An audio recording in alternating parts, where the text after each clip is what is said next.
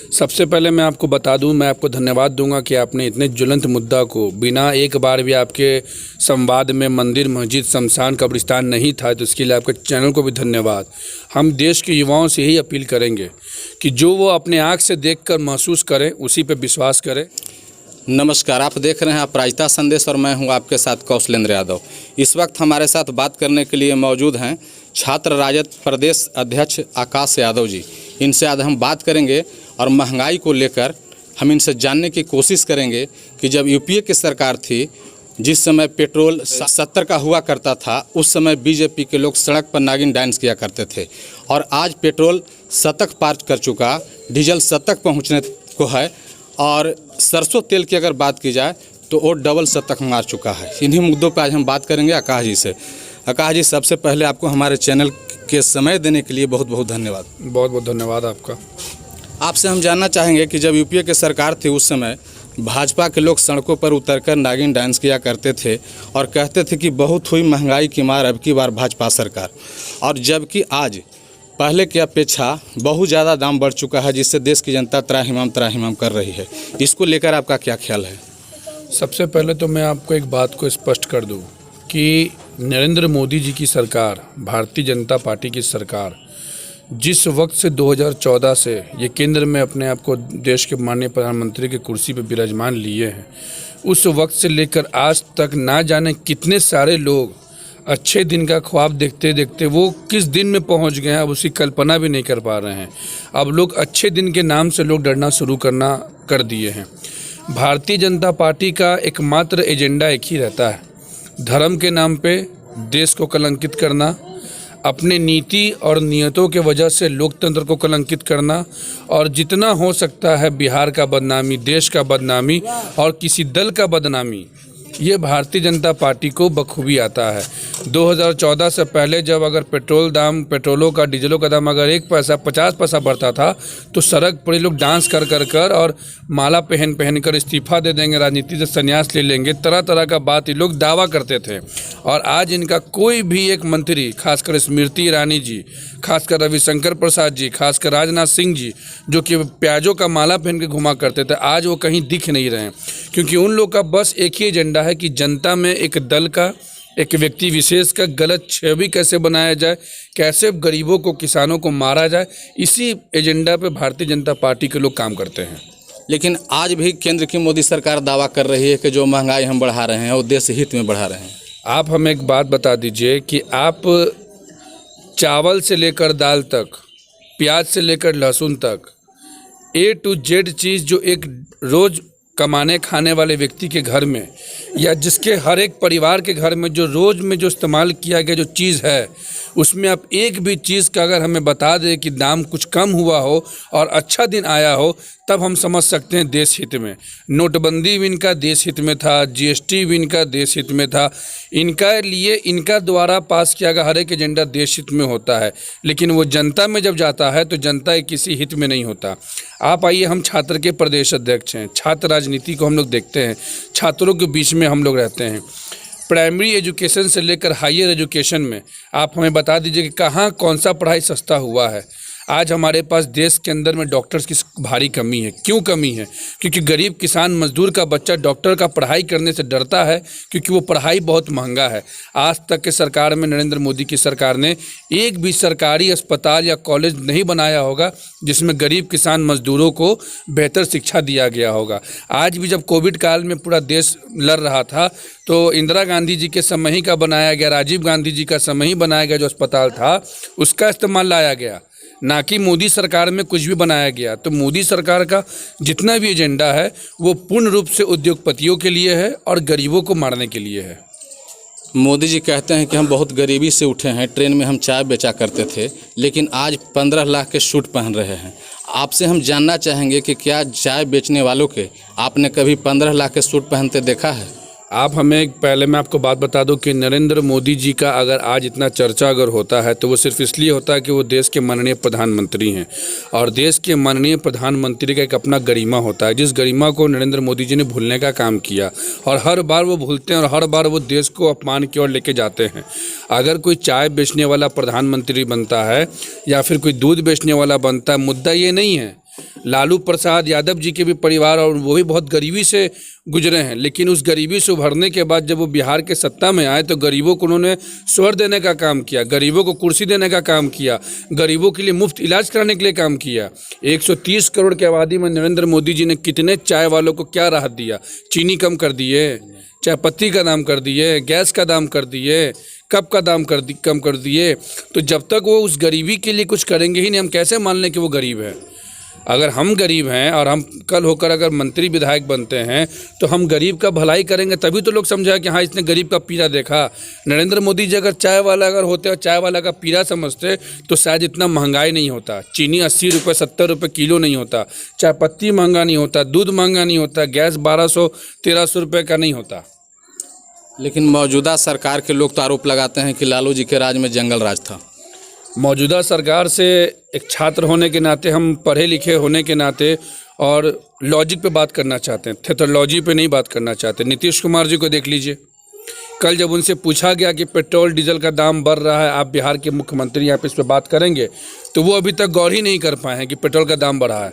अब बिहार के माननीय मुख्यमंत्री, बिहार में देश का इतना ज्वलंत मुद्दा कि पेट्रोल 104 रुपये, डीजल 80-100 रुपये होने जा रहा है, 200 के पार अब होगा, और मुख्यमंत्री महोदय को इस पर गौर नहीं है। तो हम जानना चाहेंगे कि मुख्यमंत्री जी का किस जगह पे ध्यान है, क्योंकि उनका तो ध्यान पता नहीं चल पाता और ध्यान से भटकते किस तरह का लोग हैं ये भी आपको बेहतर तरीक़ा से पता होगा। और जहाँ तक बात रह गया कि लालू प्रसाद यादव जी के राज को जंगल राज बताते हैं, तो हम उन लोगों को एक ही सवाल मतलब जवाब देना चाहते हैं और उनसे पूछते भी कि वो भी बताएं। लालू प्रसाद यादव जी के बिहार के मुख्यमंत्री बनने के बाद बिहार को 8 विश्वविद्यालय देने का काम किया गया, चाहे बाबा साहब भीमराव अम्बेडकर हो, वीर कुंवर सिंह विश्वविद्यालय हो, चाहे भूपेंद्र नारायण मंडल विश्वविद्यालय हो, चाहे तिलका मांझी विश्वविद्यालय हो, और सारे विश्वविद्यालयों में सुचारू रूप से पढ़ाई करवाने का काम किया गया। आपको भी याद होगा कि 90 का वो दशक था जिस वक्त बिहार ने भारत को सबसे ज़्यादा IAS इंजीनियर देने का काम किया। वो लालू प्रसाद यादव जी का कार्यकाल था, जहाँ की 5-5 मेडिकल कॉलेज और हॉस्पिटल बनाया गया कि पटना के PMCH में भी कोई अगर मरीज लेकर जाएगा रात के 2 बजे तो 5 रुपये का पुर्जा कटाकर वो इस अस्पताल के बेड पर लेट सकता है। ये लालू जी का कार्यकाल का दिया हुआ था। और लालू प्रसाद यादव जी के कार्यकाल का अगर आपको देखना है तो जो गरीब शोषितों को जो चप्पल उतरवा के अपने मोहल्ला से पास करवाया जाता था, उस पर लालू प्रसाद यादव जी ने पूर्ण रूप से प्रतिबंधित लगाने का काम किया। और लालू प्रसाद यादव जी का अगर काल को अगर वो जंगल राज कहते हैं तो वो बताएं कि अगर वो जंगल राज था तो आपके राज्य में क्या हो रहा है। आपके राज्य में बालिका गृह कांड हो रहा है, सृजन घोटाला हो रहा है, आपके यहाँ चूहा जो है बांध खा जाता है, चूहा दारू पी जाता है, शराबबंदी के नाम पे आपका पूरा बिहार का जितना थाना लोग है वो दारू बेच रहा है और चखना बेचने का काम कर रहा है। महिलाएं सुरक्षित नहीं है, बच्चियाँ सुरक्षित नहीं है, आपके मंत्रियों के द्वारा, उनके विधायकों के द्वारा दिन रात घर में घुस के हत्या किया जाता है। चाहे वो गोपालगंज का मामला ले लीजिए, चाहे वो मधुबनी का मामला ले लीजिए। तो नीतीश कुमार जी का पूरा राज जो रहा है वो पूर्ण रूप से बिहार को जमीनी स्तर से नीचे, जिसको कह सकते हैं कि दलदल में भेजने का काम किया। ये मैं नहीं कह रहा, ये सर्वे रिपोर्ट है आपका कि बिहार विकास के नाम पे कितना पीछे है। अब आप देख लीजिए कि लालू प्रसाद यादव जी ने जिस विश्वविद्यालय का निर्माण किया, पटना विश्वविद्यालय में आज तक, पटना विश्वविद्यालय को छोड़कर जितना बिहार का विश्वविद्यालय है, सारे विश्वविद्यालयों के अंदर में सेशन लेट है, प्रोफेसरों की भारी कमी है, शिक्षक घोटाला हो रहा है, दरोगा घोटाला हो रहा है। इतना घोटाला हमें लगता है कि लालू प्रसाद यादव जी के राज में आज तक कभी सड़क पर शिक्षक और छात्र को संघर्ष करते नहीं देखा गया होगा, लाठी खाते नहीं देखा गया होगा। ये वही लालू प्रसाद यादव जी का राज रहा है कि भारत को जिस वक्त रेलवे घाटा में चल रहा था तो 90,000 करोड़ का मुनाफा देने का काम किया गया। बिहार के माननीय मुख्यमंत्री नीतीश कुमार जी बता दें कि उनका एक भी ऐसा योजना हो और उनका ऐसा कौन सा विभाग है जो बिहार सरकार को फ़ायदा दे रहा हो, बिहार की जनता को फ़ायदा दे रहा हो। यदि आपकी सरकार बनेगी तो महिलाओं को किस तरह से सुरक्षा देंगे? सबसे पहले मैं बता दूं आपको बात कि हमारी सरकार बनेगी तो अब बात छोड़ दीजिए, हमारी सरकार कहाँ बनेगी। सदन के अंदर में चोरी कर कर वो बैठे हैं, जनता के बीच में हम लोग सरकार आज से 2 साल पहले ही बनाकर हम लोग बैठे हैं, जिस वक्त नीतीश कुमार जी ने रातों रात सरकार बदलने का काम किया बीजेपी के साथ। बिहार की जनता ने बिहार के 13 करोड़ आबादी ने बिहार के वर्तमान नेता प्रतिपक्ष को अपना वर्तमान का असली मुख्यमंत्री और भविष्य का अपना मुख्यमंत्री अभी से ही मानने का काम किया गया है। आप अगर पूछते हैं कि सरकार बनने के बाद हम लोग क्या करेंगे, सरकार बनने से पहले जो हमारी योजनाएं थी कि सरकार बनते ही सबसे पहला कैबिनेट में युवाओं को रोजगार दिया जाएगा, तो पत्रकार बंधु ने पूछा कि कैसे रोजगार दीजिएगा, तो हमारे नेता ने पूरा का पूरा बायोग्राफी बताया, पूरा ब्लूप्रिंट देने का काम किया कि टीचर का इतना खाली है रिक्त पद, दरोगा का इतना, सिपाही का इतना, उन सारे जगहों को हम लोग भरने का काम करेंगे। महिलाओं की जहाँ तक आप सुरक्षा की बात करते हैं तो आपको याद होना चाहिए कि पूरे देश में अगर महिला सशक्तिकरण का अगर किसी ने उदाहरण दिया होगा तो वह आदरणीय नेता लालू प्रसाद यादव जी ने दिया होगा कि भारत की प्रथम महिला मुख्यमंत्री श्रीमती राबड़ी देवी जी को बनाया गया।